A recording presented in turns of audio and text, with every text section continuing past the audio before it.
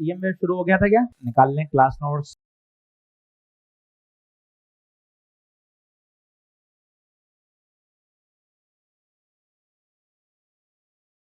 भैया आसान चैप्टर है, इसको किसी भी लेवल पर छोड़ना नहीं है। ध्यान रखना, 2 प्रश्न आपके सही कराएगा। आज इसका इंटरेस्टिंग लेक्चर है, लेक्चर नंबर 2। चलो सभी लोग शुरू करेंगे। लिखें।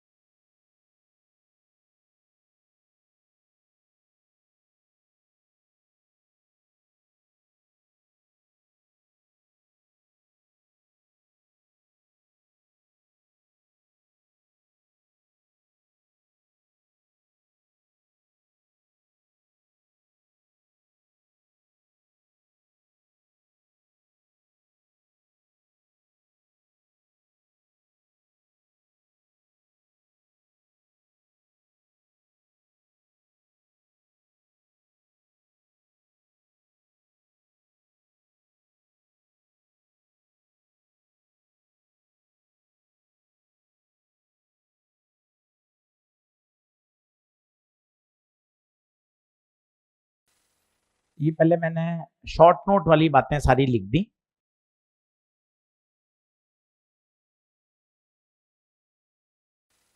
तो नाम से स्पष्ट है, ईएम वेव बोले तो इलेक्ट्रोमैग्नेटिक वेव। साफ साफ पता चल रहा है, एनर्जी इलेक्ट्रिक फील्ड के रूप में भी है और मैग्नेटिक फील्ड के रूप में भी है। तो एवरेज जो इलेक्ट्रिक फील्ड की है वो लिखी, एवरेज मैग्नेटिक फील्ड की वो लिखी, और टोटल के लिए दोनों का क्या कर दिया, सम। टॉपिक का नाम समझ क्या है, एनर्जी डेंसिटी। कितने तरह की है बता, इलेक्ट्रिक और मैग्नेटिक। स्वाभाविक होनी भी चाहिए, नाम से पता चल रहा है, ई एम वेव। और फिर बाद में मैंने क्या निकाली, टोटल। अब ये कहां से आ गए एक्सप्रेशन, ये दोनों बराबर क्यों हैं, ये 1/4 प्लस 1/4 कितना हो गया, 1/2। अब मैं आपको ये सब चीजें बताता हूं। नेक्स्ट कर दूं क्या भाई, जल्दी आओ। क्या याद चाहिए वो मैं आपको यहां पेन का कलर बदल के लिखता हूं, आप भी लिखिए। पहला, किसकी ज्यादा, इलेक्ट्रिक फील्ड या मैग्नेटिक फील्ड, बराबर, पहला पॉइंट। कोई आपसे पूछे इलेक्ट्रिक फील्ड बटे टोटल बताओ, कितना आएगा बताओ, 1 नहीं आएगा। कैसे 1 आ जाएगा, क्या बात कर दी, इलेक्ट्रिक फील्ड में तो आएगा 1/4 और टोटल में है 1/2, तो क्या आएगा 1/2। 50% इसका है, 50% इसका है, तो टोटल का ये कितना परसेंट, 50। मैं आपसे पूछूं इलेक्ट्रिक बटा मैग्नेटिक का रेशियो बताओ, ये बताइए कितना, 1, क्योंकि ये दोनों बराबर, ये दोनों बराबर। इलेक्ट्रिक बटे टोटल, मैग्नेटिक बटे टोटल, ये सब पूछे जाते हैं। ये भी आप लिख लें। सर ये डिजाइन क्या बना है, ये दो और ये ऊपर बार, ये एवरेज का साइन होता है। 10th क्लास में पढ़ते थे, बाल लगा दिया एवरेज, ये ऐसे ब्रैकेट लगा के बाल लगा दिए, इसे क्या कहते हैं, एवरेज। अब तू सिर्फ देखता जाना, मैथ्स है मतलब कोई बहुत कठिन नहीं है। अगर तुझे इलेक्ट्रिक फील्ड का आंसर याद हो एनर्जी डेंसिटी का, कैपेसिटर में सिखाया था हाफ एप्सिलॉन नॉट, एक एक में हाँ कर, कैपेसिटर में सिखाया था। अब E की वैल्यू तूने EMW शुरू किया है, E पता हो, E not sine omega T minus, आराम से रख, लिखना नहीं है, सिर्फ देख, एप्सिलॉन नॉट E का स्क्वायर, E नॉट स्क्वायर, ये आ गई इलेक्ट्रिक फील्ड। मुझे चाहिए इसका गुरुजी एवरेज, तो एवरेज भी जानता है, 1/2 का कांस्टेंट, कांस्टेंट साइन स्क्वायर 1/2 1/2। देख तेरा पहला एक्सप्रेशन आ चुका है, देख ले, 1/4 epsilon not e not square. जरूरत नहीं है कॉपी बढ़ने की, फिर बाद में रिवाइज भी करना है, जबरदस्ती तंग होते हैं, परेशान होते हैं, हटा। मैग्नेट का बता, half B square by mu naught, बैट में दिया भी था, half B square by mu naught. ईमानदारी से बता बी कितना, B naught sine omega T minus, square है गुरु, स्क्वायर, एवरेज चाहिए, ये भार, ये भार, ये भार, साइन स्क्वायर का 1/2 1/4। बेटा देख दूसरा भी आ गया, देख ले। अब तू परेशान मत हो कि 1/2 से 1/4 क्यों आ गया, क्योंकि ये क्या है, एवरेज। ओके, ये दो बराबर नहीं दिख रहे यार, आप कह रहे हो दोनों बराबर हैं, आपने लिखा भी है, ये दोनों हमेशा बराबर दिख नहीं रहे। केवल सर मैं आपको सच बताऊं, केवल 1/4 दिख रहा है बस, बाकी तो सर बिल्कुल ही अलग है।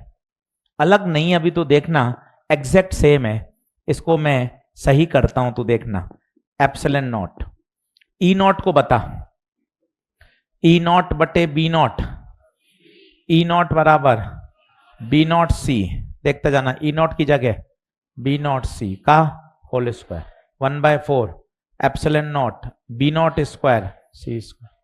सी का फॉर्मूला तू जानता है, 1/, सी स्क्वायर का फॉर्मूला, सी स्क्वायर का formula 1/म्यू not epsilon, mu naught epsilon से क्या बचा, बी नॉट स्क्वायर बटे, देख ले, सब चीज मैथमेटिक्स है, पर आवश्यकता नहीं है, कोई पूछ नहीं रहा, सब्जेक्टिव पेपर है नहीं, काहे को कॉपी भरे। ये देख, अब फाइनल कॉल, मार्च अप्रैल में रिवीजन के लिए केवल इलेक्ट्रिक फील्ड पूछे 1/4, केवल मैग्नेटिक फील्ड पूछे 1/4, कौन ज्यादा, 50% ई 50% बी, टोटल पूछे जोड़ दिया 1/4 1/4। अच्छा क्या ये एग्जैक्टली इसके बराबर है, तो 1/4 प्लस 1/4 1/4। बता क्या कुछ सेटिंग बैठी दिमाग में। अब 5 प्रश्न तू खुद करके देख, मैं एक भी हिंट नहीं दूंगा, जिससे तुझे बात पता चलेगी, तू करके देख। 22 22 24 25 इसी में डीपीपी में ही सॉल्व हो जाएंगे। क्वेश्चन की लैंग्वेज पढ़ना अच्छे से, तीनों क्वेश्चन नंबर मैंने बोर्ड पे लिख दिए हैं, 22 24 25, आराम से पढ़, कोई जल्दबाजी नहीं।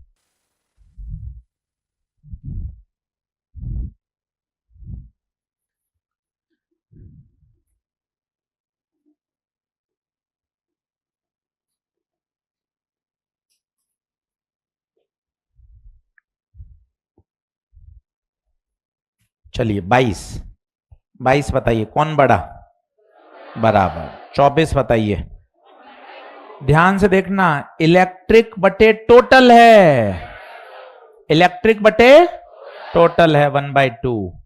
25 बताइए, उसमें क्या है, इलेक्ट्रिक टू द मैग्नेट। देख कितने मैंने जानबूझ के पास पास लिखे हैं सवाल, ताकि तू पकड़ पाए प्रश्नों को।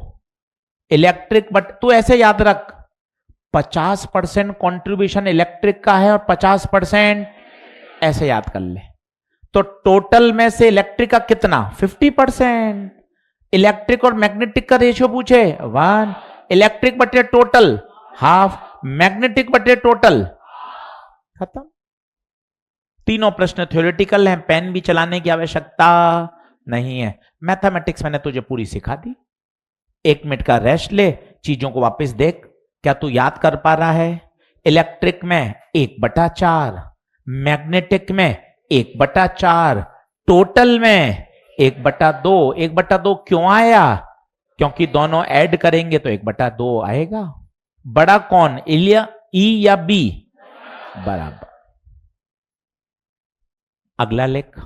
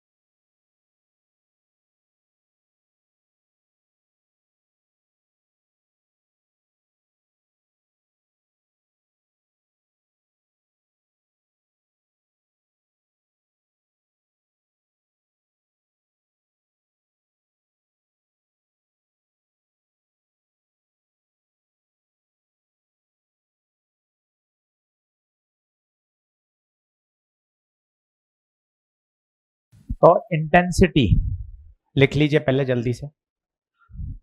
ये मैंने जो काम की बात है फाइनल नटशेल वो लिख दिया है। अब मैं इसको समझाता हूं ये आया कहां से। ये मैंने नटशेल लिख दिया कि मुझे मार्च अप्रैल में एकदम फाइनल रिवीजन के लिए तुरंत क्या चाहिए, कि मुझे इंटेंसिटी चाहिए। याद करने का तरीका और बता देता हूं आपको, मजा आ जाए। एनर्जी डेंसिटी को किससे गुणा कर दो, सी से। ये भी जुगाड़ है। इंटेंसिटी को याद करने का तरीका, टोटल एनर्जी डेंसिटी को किससे गुणा कर दिया, सी से।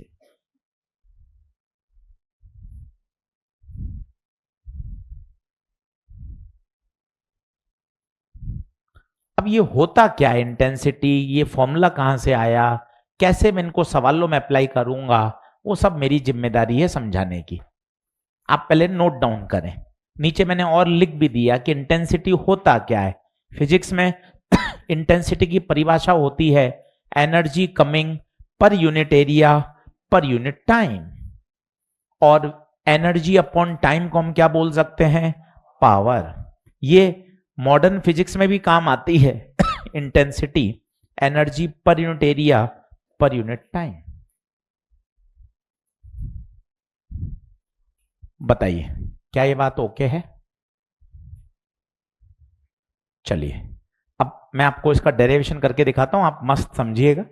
जरूरत नहीं है कुछ लिखने की, आप देखिए बस। ये ईएम वेव आ रही है, अब मुझे चाहिए ये किसी दीवार पे टकरा रही है तो कितनी इंटेंसिटी, कितनी एनर्जी पर unit area per unit time दीवार पर आ रहा है। तो इंटेंसिटी का फॉर्मूला बताइए, एनर्जी पर यूनिट एरिया, मैंने इसको लेंथ से गुणा किया और लेंथ से क्या दे दिया, भाग।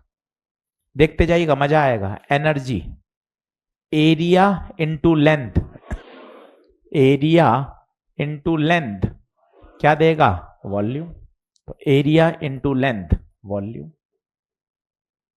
और मजे की बात देखना, डिस्टेंस अपॉन टाइम स्पीड, खत्म हो गया मामला। Energy upon volume energy density, और स्पीड कितनी, सी। लो भाई साहब, इंटेंसिटी का फॉर्मूला आ गया, एनर्जी डेंसिटी इंटू सी। आवश्यकता नहीं है काहे कॉपी भरें, ये देख लीजिए सीधा इंटेंसिटी एनर्जी डेंसिटी इंटू सी। इंटेंसिटी होता क्या है सर ये बताइए। कम जनरल सामान्य भाषा में बोलते हैं तेज धूप में निकल जाते हैं 12-1 बजे, यार सूरज की चुभन ज्यादा है, तेज गर्मी पड़ रही है। चुभन, चुभन का मतलब क्या है, जो मेरे यूनिट एरिया में यूनिट टाइम में जो सन की एनर्जी गिर रही है वही तो क्या है इंटेंसिटी। हम बोलते हैं आज सूरज की इंटेंसिटी ज्यादा है, 12-12:30 बजे मई जून में निकले, एकदम सूर्य एकदम तेज है भाई साहब, गर्मी बहुत ज्यादा है, चुभन इंटेंसिटी। धूप रोज निकल रही है पर कभी कभार कहते हैं इंटेंसिटी बहुत ज्यादा है, इसका मतलब क्या है एनर्जी पर unit area per unit time. माँ थप्पड़ मारती है टक, बस फ्री। पिताजी उतने ही गाल का एरिया है, एरिया वही है, 1 सेकंड में उतने ही एरिया में जो एनर्जी आ रही है, पिताजी का थप्पड़ आनंद आ जाता है। तो क्या है, नहीं बोलते पिताजी के थप्पड़ की इंटेंसिटी क्या है, ज्यादा है। Intensity is what, energy flowing per unit area per unit time. गाल का एरिया वही है, गाल का एरिया उतना ही है, 1 सेकंड में एनर्जी, एक मां का थप्पड़ आ रहा है एक पिताजी का आ रहा है, तो एनर्जी फॉलिंग पर unit area per unit time is called intensity. ये इंटेंसिटी की फीलिंग है। ये देखिए इंटेंसिटी, इंटेंसिटी की यूनिट बताइए क्या है, वॉट पर मीटर स्क्वायर। इंटेंसिटी का फॉर्मूला पावर अपॉन एरिया। इसमें याद करिए एनर्जी डेंसिटी इनटू सी। कभी कभार ई नॉट नहीं दे रखा होगा तो परेशान मत होना, पहला lecture e not by b not into c. कभी कभार वो आरएमएस दे दे तो परेशान मत हो, ई आर एम एस बराबर ई नॉट बाय √2। एसी याद कर, बी आर एम एस बराबर, तुझे चीजें रिलेट करनी आनी चाहिए। केवल फॉर्मूला तू रट के भी चला जाएगा, प्रश्न हल नहीं होगा। मैं तो सच कह रहा हूं, खुला कह रहा हूं, नहीं सॉल्व कर पाएगा तो। तुझे कहानी पता होनी चाहिए, इंटेंसिटी क्या है। कभी ई नॉट नहीं दिया हो, बी नॉट दे दे तो तुझे ई नॉट निकालना आना चाहिए। कभी आरएमएस दे दिया हो तो तुझे ई नॉट के साथ खेलना आना चाहिए। इंटेंसिटी को याद करने का तरीका क्या है, एनर्जी डेंसिटी इनटू सी। सी क्या है, स्पीड ऑफ लाइट। तब जाके प्रश्न का कोई बेस बनेगा। केवल हवाबाजी फॉर्मूले याद करने से काम नहीं चलता। अब 2-3 प्रश्न कर जिससे तुझे बात समझ में आए। एक क्वेश्चन कर, क्वेश्चन नंबर देख 26, तसल्ली से पढ़। 26, कोई जल्दबाजी नहीं, कोई भागा दौड़ी नहीं, सिलेबस कराना है, बात बिल्कुल आपकी सही है, पर तमीज से कराना है, यह भी बहुत जरूरी है। आप जल्दबाजी मचाएंगे कि नहीं सर जल्दी करा दो, टेंटेटिव जो डेट है देखो मैं आपको फिर बता रहा हूं, 28 फरवरी को 3 से 4 बैच फ्री हो रहे हैं जो पुराने आए हैं, उसके बाद बैच फ्री हो रहे हैं 5 से 8 मार्च को, और जो सबसे लेट बैच आपका है एक सुबह का भी है, एक हिंदी मीडियम का, ये टेंटेटिव है 12 से 15। ये सच्चाई है, आपको भी पता है, पूरा सिलेबस 2 साल का है भैया, 8.5 9.5 महीने लगते हैं, ठप्पा लगाने का फायदा नहीं है। इतने इतने क्वेश्चन करा रहे हैं।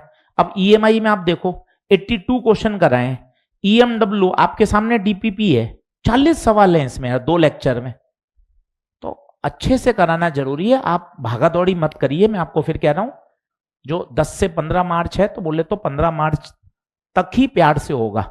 जल्दी कर लोगे बाद में परेशान होगे, रिवीजन में कुछ समझ ही नहीं आएगा। बिल्कुल optics, unit dimension, thermal, SHM, wave पूरा कराया जाएगा। बॉटनी जूलॉजी का भी कोई टॉपिक छोड़ा नहीं जाएगा। और इस बार सबसे बड़ी बात, अचीवर में बेसिक मैथ और वेक्टर हमने सब बैच में कवर किया, ये बहुत अच्छी बात है। हर बैच में बेसिक मैथ और वेक्टर भी पढ़ाया, बाकी जनरली बेसिक मैथ और ये नहीं पढ़ाते हैं। बिल्कुल बिल्कुल, ऑप्टिक्स बहुत अच्छा टॉपिक है और तरीके से तैयार करेंगे सब लोग। तो ध्यान रखिएगा, इंटेंसिटी का मतलब क्या होता है, एनर्जी डेंसिटी इनटू सी। एनर्जी डेंसिटी को किससे गुणा करना है, सी से। कौन सा सवाल नंबर कर रहे हैं बताइए, 26।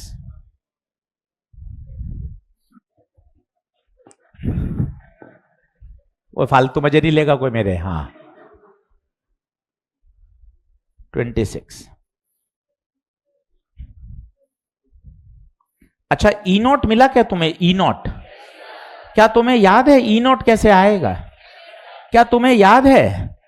ई नॉट इक्वेशन के जो आगे लिखा रहता है वो क्या होता है? कितना है ई नॉट?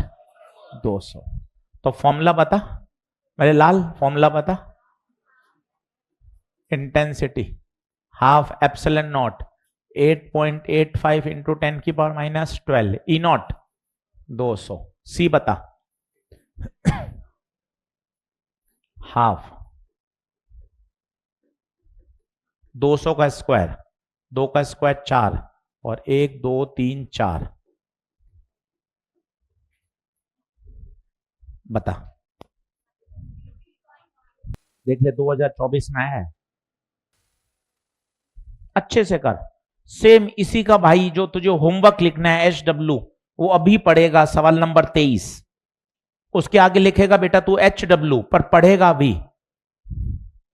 सेम प्रोफाइल वहां लिखेगा तू 23 और 26 सेम प्रोफाइल है। रिवीजन के समय एक ही करना है, एक 2022 का एक 2024 का है।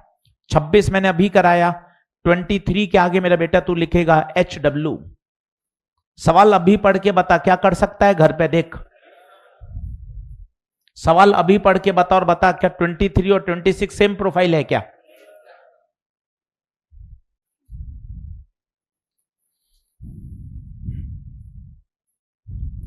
ट्वेंटी 23 पे लिख दे HW और वहां लिख 23 और 26 सिमिलर प्रोफाइल।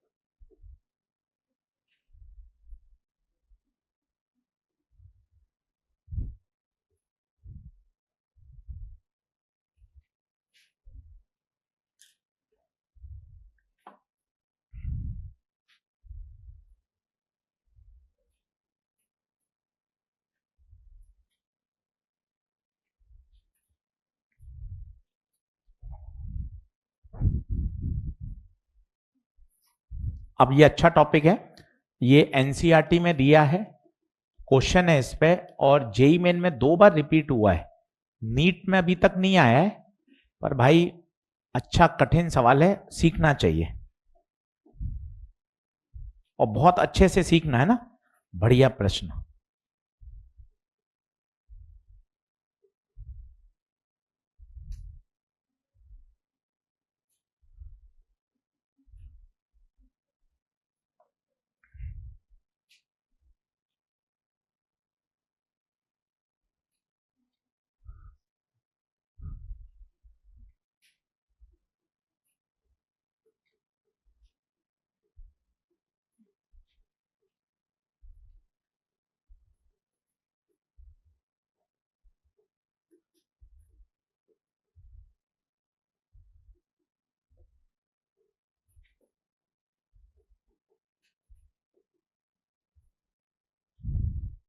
अच्छा टॉपिक, 3 से 4 बार समय लूंगा समझाने के लिए। पहले आप नोट डाउन करें, डायग्राम बना लें। बीच में क्या है बताइए, थोड़ा थोड़ा बोलिए क्या है? बल्ब। बल्ब की पावर P, इमेजिनेशन लाना पड़ेगा ना। बल्ब अपने चारों तरफ क्या निकाल रहा है? प्रकाश। मुझे R दूरी पर क्या चाहिए? Electric field. जैसे ये सामने आपके बल्ब है, एलईडी है, CFL है, ट्यूबलाइट है। अब यहां से R दूरी पर मुझे क्या चाहिए? Electric field. पहला प्रश्न तो यही समझ नहीं आ रहा, यहां से इलेक्ट्रिक फील्ड कैसे आएगी? बल्ब से इलेक्ट्रिक फील्ड, ये बात ही समझ में नहीं आ रही। तो पीछे की कहानी सुनना, मजा आएगा। छोटे छोटे प्रश्नों का जवाब दे। बल्ब, बल्ब से क्या निकलता है? प्रकाश, लाइट। लाइट क्या है? Electromagnetic wave. इलेक्ट्रोमैग्नेटिक वेव में कौन कौन होता है? Electric field and. इसका मतलब पक्का हम किसी भी दूरी पर क्या निकाल सकते हैं? Electric field. और अगर इलेक्ट्रिक फील्ड आ जाए तो मैग्नेटिक फील्ड तो मेरे बाएं हाथ का खेल है। ई नॉट बटे बी नॉट बराबर, मुझे सॉल्यूशन नहीं छापना है, पहले तू ये तो समझ कि बल्ब से इलेक्ट्रिक फील्ड कैसे आ गई यार। तो तुझे एक एक स्टेप बोलना ना चाहिए। बल्ब, बल्ब से क्या निकल रही है? लाइट। हाँ सर सही बात है। लाइट क्या है? Electromagnetic wave. हाँ सर इतना भी आया सर, आगे बढ़ते चलो। इलेक्ट्रोमैग्नेटिक वेव है, हाँ हाँ इलेक्ट्रोमैग्नेटिक वेव है, मतलब इलेक्ट्रिक फील्ड भी है। और अब हेडिंग पर, बल्ब से आर दूरी पर मुझे क्या निकालना है? Electric field. यस और नो। अब दो सवाल पढ़, सॉल्व तो कर ही नहीं सकता, अभी पढ़ा ही नहीं टॉपिक, केवल सवाल पढ़ 21 नंबर, केवल प्रश्न पढ़ ताकि तू पहचान पाए पेपर में कब क्या लगाना है। केवल 21 नंबर पढ़, 2 बार पढ़।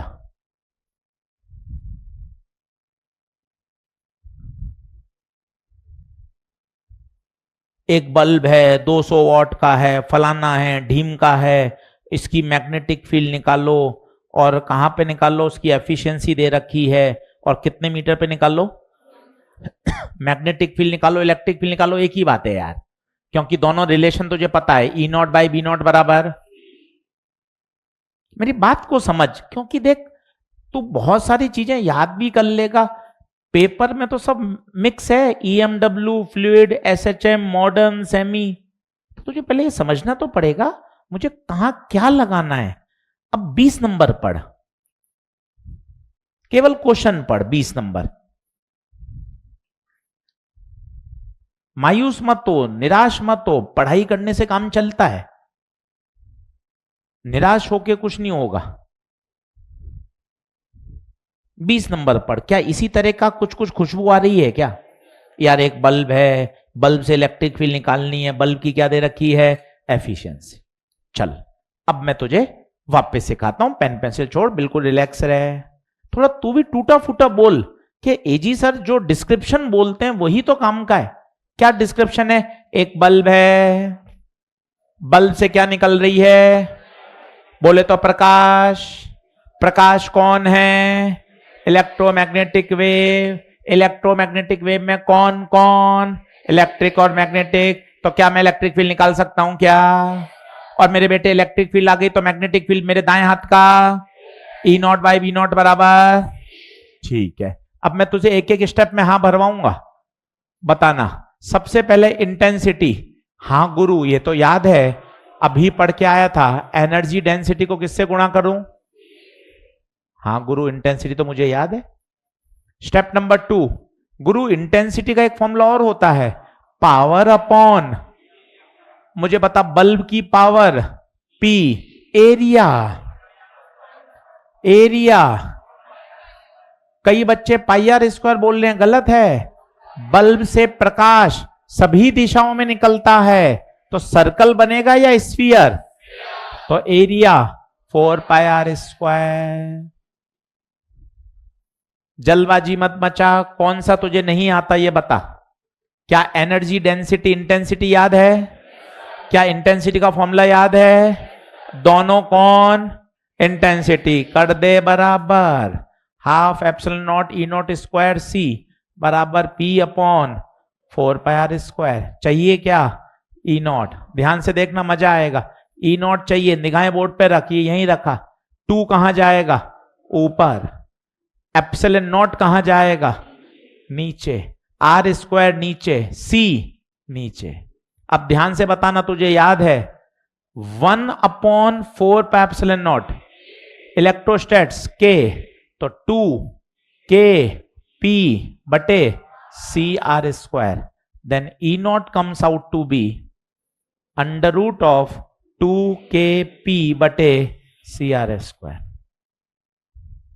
सर एक बार सबसे दोस्ती करा दोगे? हाँ, 2 तो 2 है, के गुरु के पता है क्या? हाँ के भूल गया, इलेक्ट्रोस्टैट्स 9 इंटू 10 की पावर 9। पी कौन है?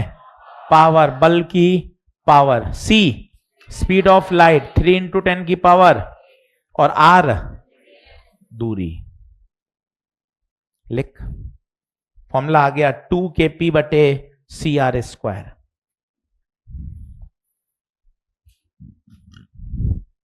इतना भी जरूरत नहीं था, पर मैं सीधा भी फॉर्मूला लिखाऊंगा तो भी मजा नहीं आएगा, एसएसटी की फीलिंग आएगी। इसलिए जो जहां डेरिवेशन की आवश्यकता है वहां करवाना भी पड़ता है। मैं सीधा ही ई नॉट का फॉर्मूला लिखेंगे और तेरे सब ऊपर से जाएगा। अब तुझे पीछे का निबंध आ रहा है ना, बल्ब है, बल्ब से प्रकाश निकल रहा है, प्रकाश बोले तो लाइट है, लाइट बोले तो ईएम वेव है, और ईएम वेव के अंदर इलेक्ट्रिक और मैग्नेटिक दोनों मौजूद होते हैं, तो मैं इलेक्ट्रिक फील्ड तो निकाल सकता हूं। समझना तो पड़ेगा लाले, ऐसे थोड़ी ना कि बिल्कुल ही रट्टा रट्टा रट्टा से काम चल जाएगा।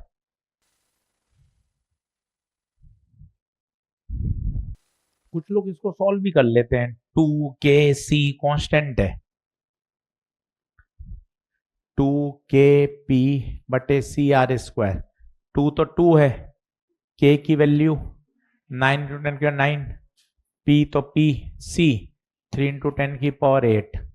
अब ये सॉल्व हो जाता है, देख ये 3, 3 दूना 6, ये ऊपर जाएगा 60, तो ये बन गया 60p, और आर स्क्वायर का स्क्वायर रूट आर। कई किताबों में ऐसे भी दे रखा है, ये भी ठीक है जो तू याद करना चाहे। P क्या है? पावर। कभी कभार वो कहता है पावर तो 100 वॉट है पर एफिशिएंसी 5% है, इसका क्या मतलब है? तो मैं लूंगा कितना, 5% ऑफ 100, कितना 5। इसका मतलब मैं न्यूमेरिकल में P को 5 वॉट पुट करूंगा।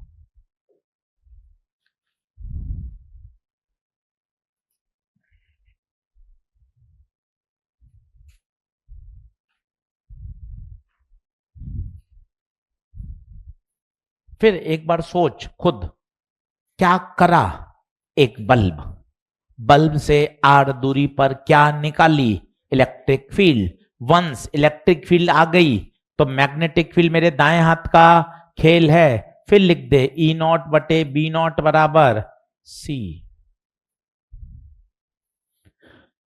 एक बल्ब है 100 वॉट का, पर वो कह रहा है भैया 100 वॉट तो दिखाने का है, एफिशिएंसी तो मात्र इसकी कितनी है 5, तो तू प्रश्न में 100 रखेगा या 5 रखेगा?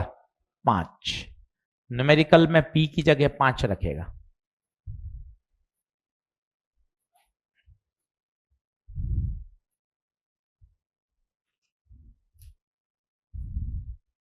पिछली स्लाइड लगाऊं क्या? ऑनलाइन वाले बच्चे एक बार बताओ भैया, ऑनलाइन वाले एक बार थम्स अप करके बताओ भैया, ओके है क्या मामला? ऑनलाइन वाले बताओ भैया एक बार थम्स अप करके। क्लियर है आरुष? बात क्लियर है बेटा?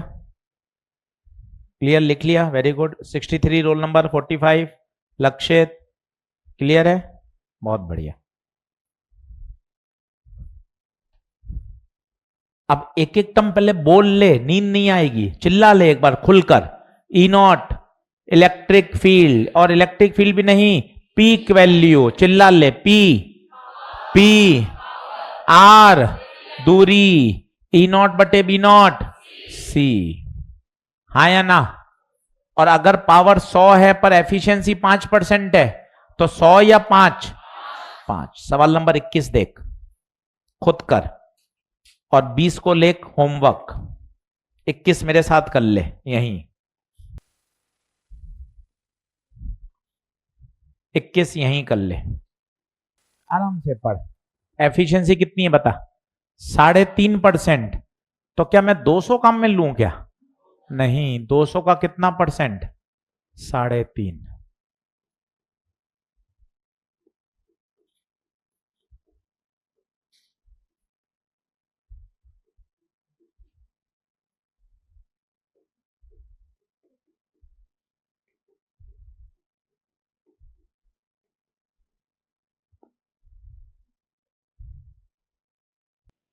बता पहले क्या निकालेंगे, ई कितनी दूरी है बता?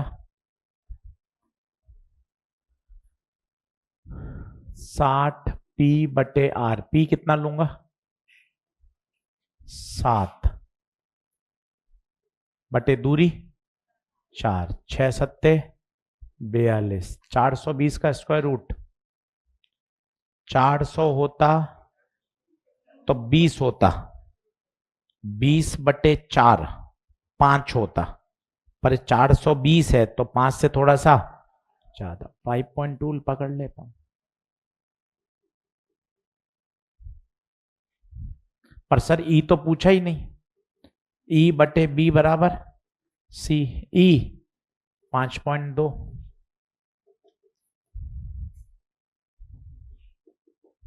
तो बी नॉट 3 का पहाड़ा, 3 एकम 3, 2 बच्चा और 22, 3 सत्ते 21, 1.7 के आसपास आ रहा है क्या भाई?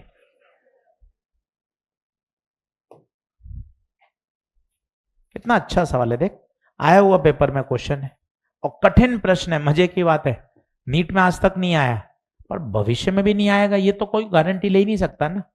पीवाईक्यू नीट के करने से काम थोड़ा ना चलता है, पढ़ना तो सब पढ़ता है। और सिमिलर प्रोफाइल है 20, वो तू होमवर्क में लिख ले HW घर पे पढ़ने के लिए। बहुत शानदार डीपी बनाई है, हर प्रोफाइल का एक सवाल और रखा है ताकि तू घर पे भी प्रैक्टिस कर ले। वहां लिख ले 20 और 21 सेम प्रोफाइल। अब मुझे बता 20 से 26 कौन से पे टिक नहीं लगा? बता 20, 21, 22, 23, 24, 25, 26, 20 से लेके 26 क्या सब पे टिक लग गया? 20 और 21 सेम है, 20 होमवर्क है। 23 का भाई कौन है? 23 का भाई 26, 26 मैंने कराया, 23 आपका HW है। 2 प्रश्न आपके HW हैं, 23 और 20। 1 मिनट का ब्रेक ले, 20 से लेके 26 देख ले सारे, पढ़ाई करेगा तगड़ा तैयार हो जाएगा। तो फिर वहां गड़बड़ हो जाएगी, फिर वो 4πr² नहीं आएगा, वो आएगा 2πrl, क्योंकि पॉइंट सोर्स की इंटेंसिटी होती है 1/r², सिलेंड्रिकल लाइन सोर्स की होती है 1/r। चल भाई आगे बढ़े क्या? तसल्ली से पानी पी ले, 1 मिनट रिलैक्स कर ले, कोई जल्दबाजी नहीं। 20, 21, 22, 23, 24, 25, 26, 19 हुआ था क्या? 19 पता हो गया था, ठीक है। चल पानी पी ले, 1 मिनट गप्पे लगा ले, फिर आगे बढ़िया टॉपिक शुरू करते हैं।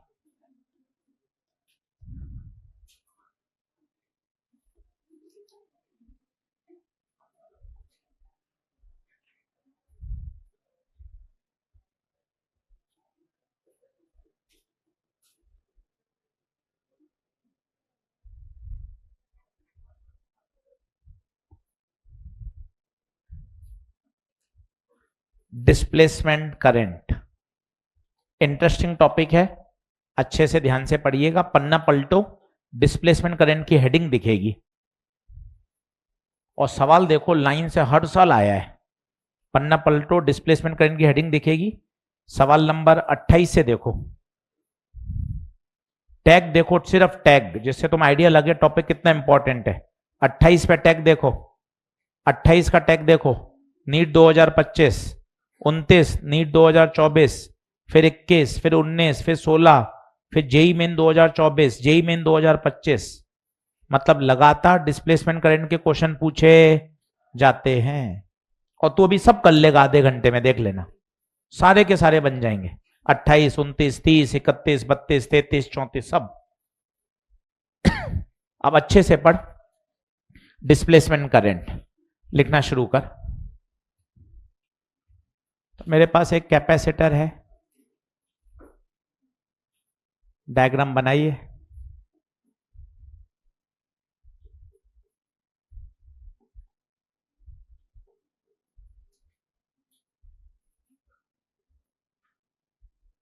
सबसे पहले डिस्प्लेसमेंट करंट का राज खोलने वाले वैज्ञानिक थे मैक्सवेल। मैक्सवेल ने सबसे पहले बात बताई थी और जबरदस्त बात है, आप ध्यान से सुनिएगा, आपका भी इंटरेस्ट आएगा। सर्किट आप देख सकते हैं, पहले बोर्ड पे देखिए, खुद बोलिए सर्किट में क्या क्या दिखाई दे रहा है।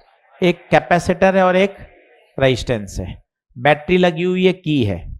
जैसे ही मैंने की को बंद करूंगा सर्किट में क्या फ्लो करेगी? बस यहीं से मामला शुरू हो चुका है। ये करंट नहीं है, आज आप एक नया नाम बोलिए, कंडक्शन करंट। तार में बहने वाली करंट, तार में बहने वाली करंट को क्या कहा जाता है? Conduction current. जो क्यों फ्लो करती है? Due to flow of electrons. आज तक आपने जो भी करंट पढ़ी है मेरे बेटे, आज से उसका नाम बदल दीजिए। वो कौन है? Conduction current. ये जितने भी आपको तार दिखाई दे रहे हैं, जितने भी तार दिखाई दे रहे हैं, इन सब में जो करंट अभी फ्लो हो रही है, इसका नाम क्या है? Conduction current. एक एक कदम अच्छे से रखते जाइए। तार में बहने वाली करंट, कंडक्शन करंट। हमने 10वीं कक्षा में जो पढ़ा वो कंडक्शन करंट थी। 12वीं कक्षा में जो करंट इलेक्ट्रिसिटी पढ़ा वो भी कौन सी करंट थी? Conduction current. तो पहला पॉइंट झंडा गाड़िए, तार में बहने वाली करंट को क्या कहा जाता है? Conduction current. और ये क्यों बहती है? Due to flow of electrons. अब मजे आएंगे। यहां पर मैक्सवेल ने एक मैग्नेटिक नीडल रखी। मैग्नेटिक नीडल कौन होती है? एक ऐसी नीडल जो ये डिटेक्ट करती है कि उस रीजन में मैग्नेटिक फील्ड है या नहीं। जैसी नीडल रखी, नीडल में क्या आ गया? डिफ्लेक्शन। डिफ्लेक्शन आना स्वाभाविक था। क्यों था बताइए? क्योंकि इस तार में क्या बह रही है, और जब जब करंट फ्लो करती है तार अपने चारों तरफ क्या पैदा करता है? ओरस्टेड। एम्पियर को बुलाया, भैया तू मैग्नेटिक फील्ड निकाल, तो कहता है मेरे पास लॉ है। एम्पियर तुरंत आ गए। हाँ भैया, एम्पियर तुरंत आ गए। Integration of B dot D L बराबर म्यू नॉट सिग्मा ई। उन्होंने कहा मैं तो यहां पर एक क्या मानूंगा? लूप, क्योंकि उनको हमेशा क्या मानना पड़ता है? एक एम्पियरन लूप। क्या इस एम्पियरन लूप के अंदर कोई करंट आ रही है? यस। और उन्होंने फटाफट मैग्नेटिक फील्ड को क्या कर दिया? कैलकुलेट। नीडल में डिफ्लेक्शन आना इस बात का शो हो रहा था कि वहां पर क्या है, और एम्पियर भी कह रहे थे कि हाँ भैया मामला बिल्कुल सही है। मामला फंसा कहां वो सुनिए, शनिवार का दिन है, ध्यान से देखिएगा। जब मैक्सवेल ने नीडल को बीच में रख दिया तो अभी भी नीडल में क्या आया? और नीडल में डिफ्लेक्शन आना इस बात का संकेत है यहां पर भी। पर यार यहां पे तो कोई करंट ही नहीं है। अरे गुरुजी कंडक्शन करंट होगी ना? कैसे होगी? क्या यहां पे कोई तार है? कंडक्शन करने के लिए क्या चाहिए? इलेक्ट्रॉन्स। यहां तो वैक्यूम है, इसका मतलब यहां तो कंडक्शन करंट। पर नीडल में डिफ्लेक्शन इस बात का संकेत है कि यहां पर तो मैग्नेटिक फील्ड। एम्पियर को बुलाया, भैया तू बता। एम्पियर ने कहा देखता हूं। यहां पर क्या माना उसने भाई ने? लूप। एम्पियर भी चकरा गए, क्योंकि इस लूप के अंदर कोई भी करंट दिखाई, और अगर करंट जीरो है तो मैग्नेटिक फील्ड भी। पर नीडल में डिफ्लेक्शन इस बात का संकेत है कि वहां पे तो फील्ड। एम्पियर लॉ ने माफी मांग ली, भैया अपना तो लॉ फेल हो रहा है।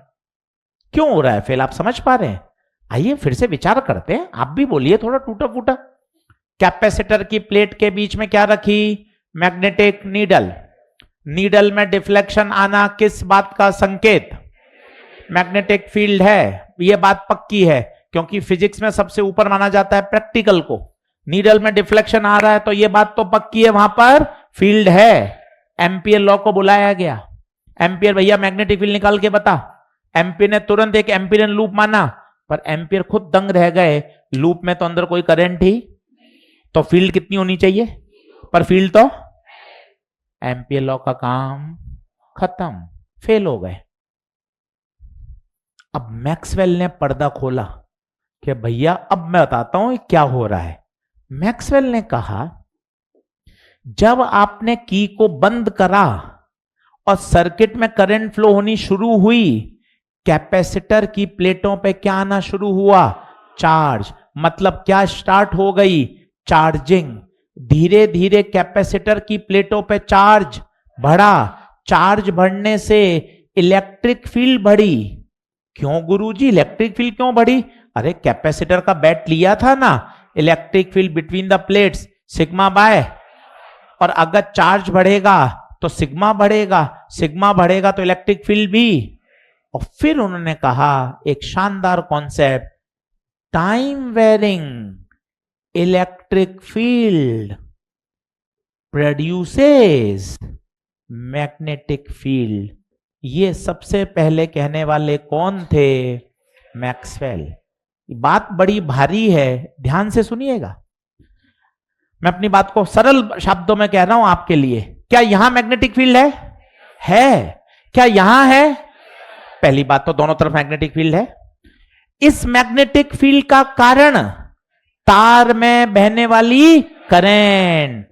इस मैग्नेटिक फील्ड का क्या कारण है? यहां तो करंट है ही नहीं। तब उन्होंने कहा क्या कैपेसिटर चार्ज हो रहा है? यस, कैपेसिटर चार्ज हो रहा है, मतलब इसकी प्लेटों पे इलेक्ट्रिक फील्ड लगातार वेरी कर रही है। और whenever electric field is varying, time varying electric field produces magnetic field। और इसी मैग्नेटिक फील्ड के कारण उस नीडल में क्या आ रहा है? डिफ्लेक्शन। और इस मैग्नेटिक फील्ड के पीछे जो करंट है, उस करंट को भैया ने क्या बोल दिया? Displacement current. और इसका सिंबल बोल दिया आई डी। मजे की बात है, in all respect I D is always equal to I C. Displacement current और कंडक्शन करंट हमेशा, खुद सोचिए, किरचॉफ लॉ लगाइए। यहां कौन? आई सी, यहां कौन? I D. इस पॉइंट पे जितना इनकमिंग होगा उतना ही। बस आपको क्या याद रखना है, सरल भाषा में कोई आपसे डिबेट करे तो आप बोलिए आसान से सरल शब्दों में, तार में बहने वाली करंट कंडक्शन करंट, कैपेसिटर की प्लेटों के बीच वाली current displacement current, conduction current का कारण flow of electrons, displacement current का कारण time varying electric field. In all respect conduction current is always equal to, चाहे मैग्नीट्यूड हो चाहे डायरेक्शन हो। क्या आप कुछ बातें दिमाग में बैठ रही हैं क्या? और इस डिस्प्लेसमेंट करंट के उन्होंने दो फॉर्मूले दिए, अभी मैं आपको डिराइव भी कर दूंगा। Epsilon naught D phi by D T और C DV by D T. पहले आप पूरा छापिए, फिर मैं इसको वापस समझाऊंगा। 2 से 3 बार ये बातें बताऊंगा, तब जाके बात बनेगी। पहले सरल शब्दों में बोल लीजिए, ये सब हटा दीजिए, टाइम पास करने का कोई फायदा नहीं है। पहले इस बात को बोलिए, बोर्ड पर समझिए, मेरी तरफ देखिए, ताकि टॉपिक ग्रैब में आएगा तभी तो प्रश्न करने मजा आएगा। नोट्स तो ये तो सब एनसीईआरटी में मॉड्यूल में भी छपा हुआ है, उसके लिए थोड़ी ना तू आया है भाई, घर पे ही लिख लेता मॉड्यूल से देखकर। तो पहले बात समझ तो सही, टूटा फूटा बोल तो सही। तार जो दिख रहे हैं तुझे सारे, इसमें बहने वाली करंट का नाम बता। कंडक्शन करंट बोल, पहली बात ओके है क्या? कंडक्शन करंट का कॉज बता, फ्लो ऑफ इलेक्ट्रॉन्स बता। क्या ये बात सही है? कैपेसिटर के बीच में क्या कंडक्शन करंट हो सकती है क्या? क्यों नहीं हो सकती ये बता। क्योंकि कैपेसिटर की प्लेटों के बीच में तो वैक्यूम है, वहां पे तो कोई फिजिकल इलेक्ट्रॉन प्रेजेंट ही, तो वहां तो कंडक्शन करंट हो ही, बात खत्म। तो फिर कंडक्शन करंट तो वहां तो नहीं है, और वहां नीडल रखने पे नीडल में क्या आ रहा है? इसका मतलब पक्का पक्का वहां पर क्या प्रेजेंट है? और मैग्नेटिक फील्ड मतलब वहां पे कोई ना कोई तो करंट रही होगी, क्योंकि करंट की वजह से ही तो क्या पैदा होती है? Magnetic field. अब मैक्सवेल ने राज हटाया कि भैया तेरा कैपेसिटर चार्ज हो रहा है और चार्जिंग के दौरान इलेक्ट्रिक फील्ड बढ़ रही है, तो इलेक्ट्रिक फील्ड में समय के साथ क्या हो रहा है? परिवर्तन। और time varying electric field always produces magnetic field. Yes और नो? लिखना शुरू करिए, फिर मैं वापस इसकी मैथमेटिक्स आपके सामने लेकर आऊंगा।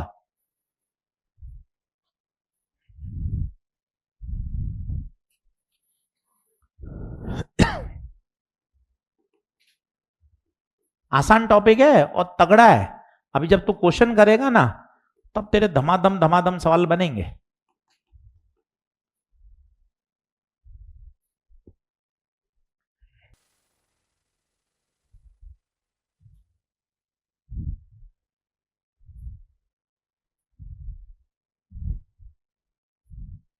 अच्छा, एम्पियर्स का लॉ फेल हो गया था, फिर मैक्सवेल ने उसको क्या किया, मॉडिफाई किया।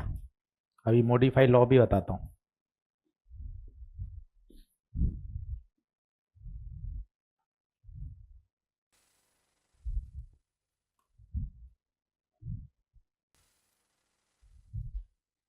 अच्छा, बीच में मैग्नेटिक फील्ड है या नहीं है? है, बात समझना। यहां भी बी है और यहां भी बी है। बी नॉन जीरो है, ध्यान देना।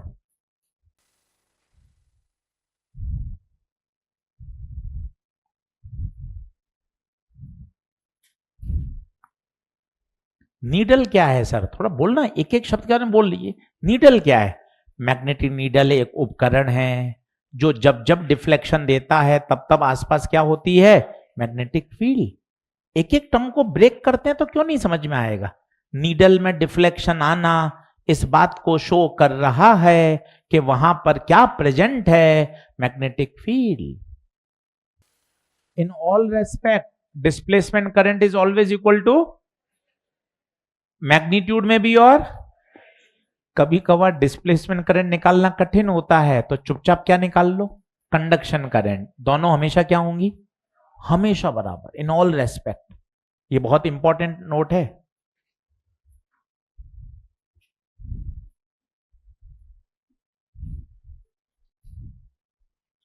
चल करूं, नेक्स्ट करूं।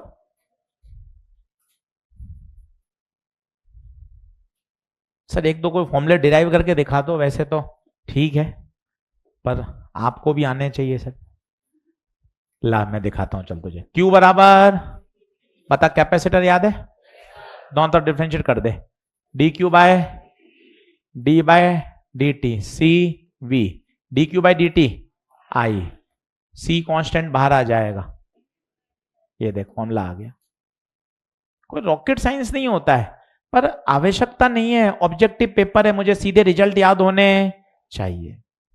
अब एक फॉर्मूले को तू समझ, फील कर, वो मजा है।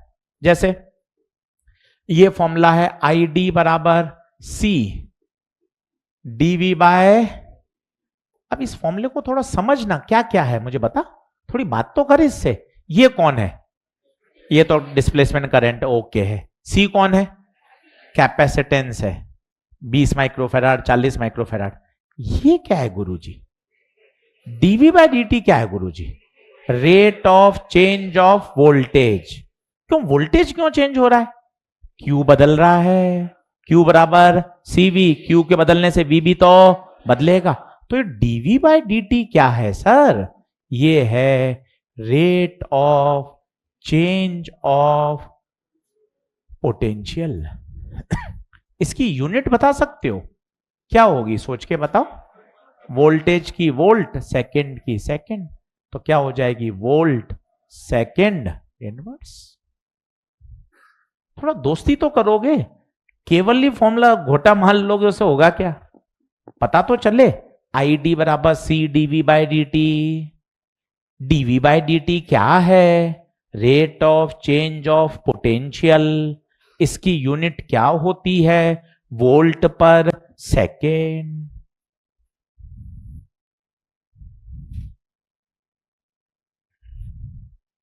बता,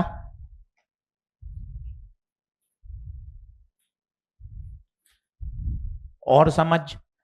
डिस्प्लेसमेंट करंट फिर लिख ले, इन ऑल रेस्पेक्ट, एक बार और लिखने में कोई शर्म नहीं है।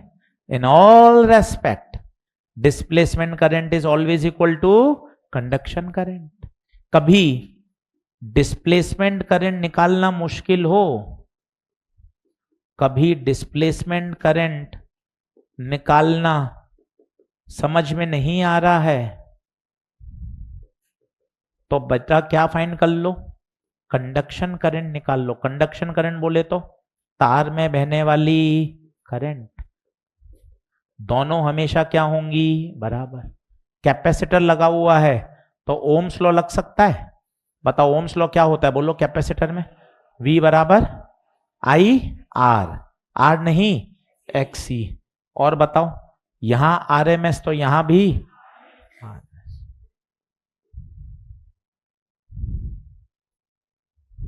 इन बातों को खोद खोद के बैठाओ दिमाग में। Displacement current is always equal to conduction current in magnitude as well as in direction.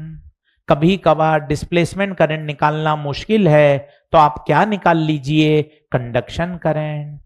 कभी डिस्प्लेसमेंट करंट निकालना नहीं पा रहे हैं या बोले तो मुश्किल है या समझ नहीं आ रहा, then we can find conduction current. अब सर क्वेश्चन कराओ, क्वेश्चन से चीज समझ में आएगी, ये तो अब ठीक है। अब क्वेश्चन देखते हैं, फिर वापस सारी थ्योरी फिर समझाता हूं तुझे।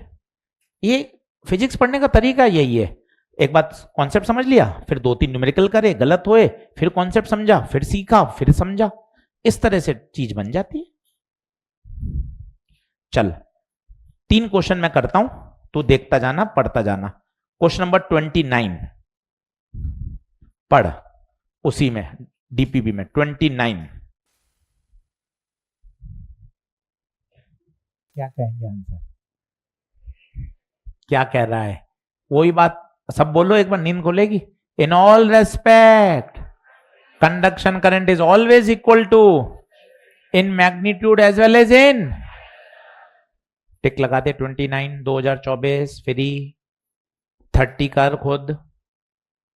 क्वेश्चन नंबर 3030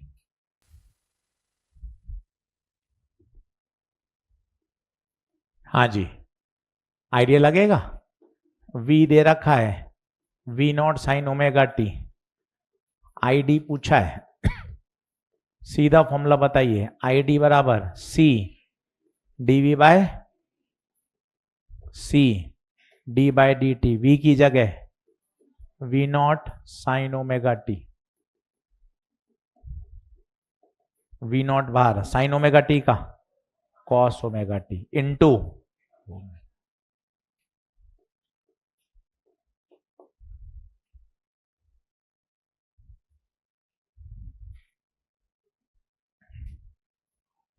तसल्ली से करिए, सारे बनेंगे। और घर जाके तूने अगर 1 घंटा पढ़ लिया तो आनंद आ जाएगा, और वो छोड़ दिया तूने तो फिर टॉपिक कठिन हो जाएगा 4-5 दिन में। हैं चीजें बहुत आसान, बार बार बोल। तार में बहने वाली करंट, कंडक्शन करंट, प्लेटों के बीच वाली करंट, डिस्प्लेसमेंट करंट, बड़ी कौन, दोनों करंट हमेशा बराबर, मैग्नीट्यूड में भी एज वेल एज। इतना दिमाग में तेरे सेट हो जाए, तार में बहने वाली करंट, कंडक्शन करंट, कैपेसिटर की प्लेटों के बीच वाली करंट, डिस्प्लेसमेंट करंट, दोनों हमेशा इक्वल। आई डी का फॉर्मूला बोल दिया, सी डीवी बाय डी टी, 2-3 बार बोल ले, आई डी बराबर सी डीवी बाय। क्यों नहीं बनेंगे सवाल।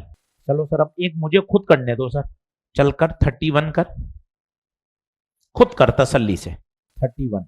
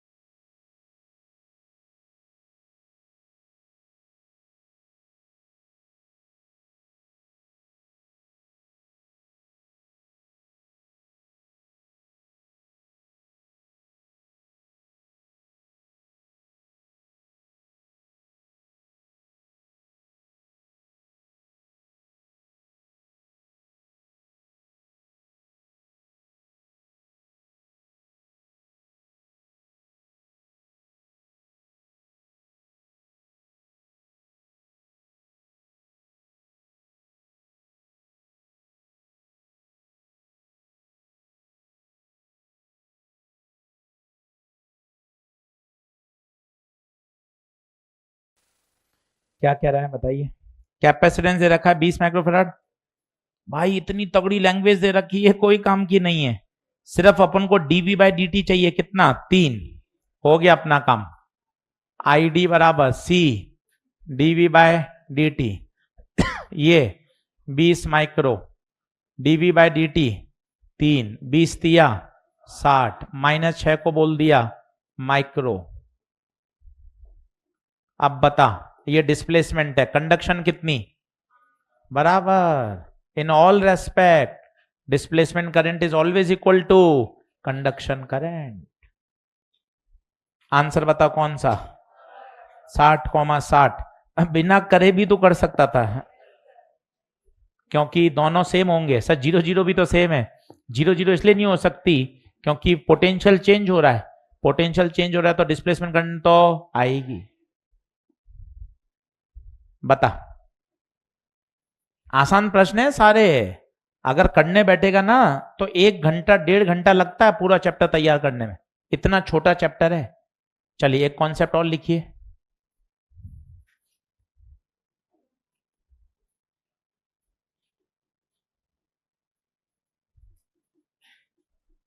ये एनसीईआरटी का सवाल है भैया, अनसॉल्व में दे रखा है।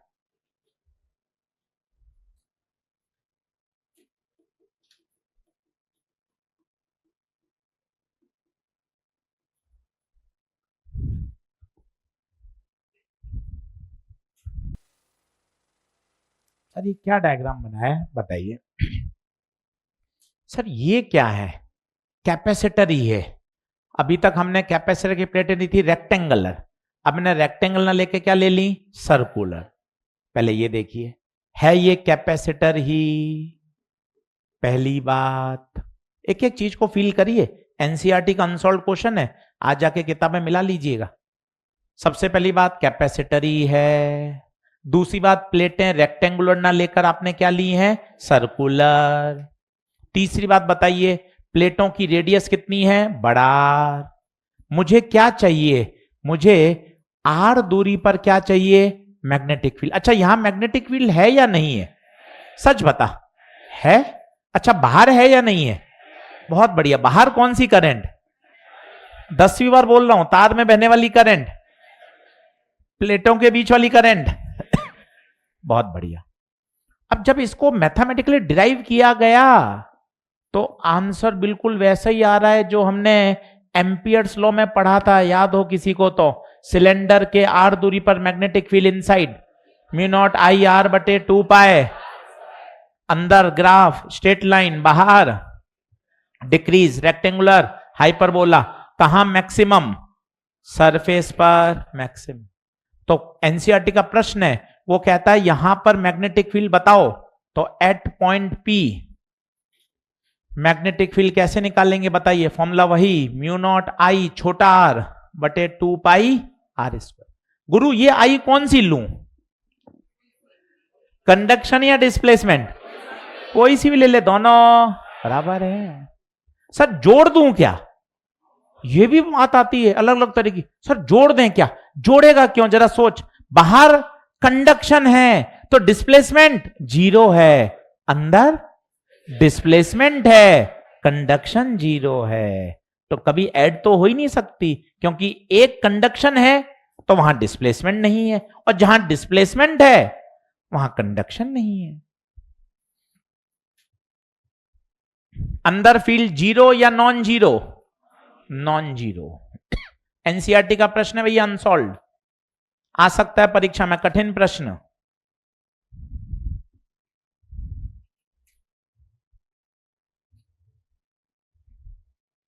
अब सर 2-3 सवाल मुझे करने दो सर। देख भाई 30-32 सवाल पे पहुंच चुका है, तो आज दूसरा ही लेक्चर है, 2.5 लेक्चर में तो चैप्टर खत्म है। पूरे 40 के 40 कराऊंगा, एक भी सवाल नहीं छोड़ूंगा। और तूने घर पे इसके साथ मेहनत कर ली तो आनंद आ जाएगा। नीट के पीवाई क्यों निपटा दे घर जाके, आज मॉड्यूल उठा, एक्सरसाइज 4 खोल, करना। कौन मना कर रहा है भाई तुझे, आधा घंटा लगा, अपने आप तुझे आइडिया लग जाएगा। 15 साल के नीट के पीवाई क्यों कर लेगा, तुझे कॉन्फिडेंस आ जाएगा, यार ईएमडब्ल्यू का मेरे सारे क्वेश्चन बन रहे हैं। मेहनत तो करनी पड़ेगी। चलिए क्वेश्चन नंबर देखिए 28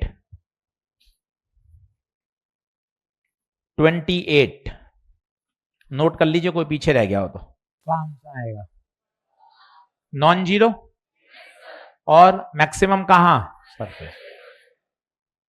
अब इसके बच्चों अगले लेक्चर में कराऊंगा। चलिए धन्यवाद।